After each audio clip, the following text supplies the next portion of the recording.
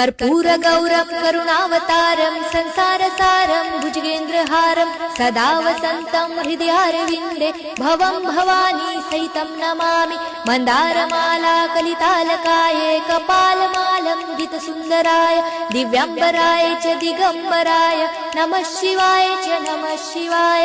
घालीन लोटांगण वंदीन चरण डोळ्यानी पाहीन रूप तुझे प्रेमे आलिंगन आनंदे पूजन भावे ओवाळीन म्हणे नमा।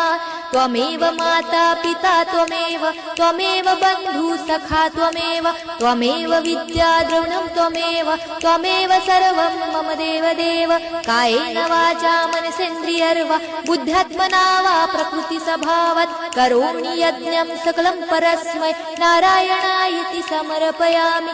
अच्युतं केशवं राम नारायणं कृष्णदामोदरं वासुदेवं हरे श्रीधरं माधवं गोपिकावल्लभं जानकीनायकं रामचन्द्रं भजे।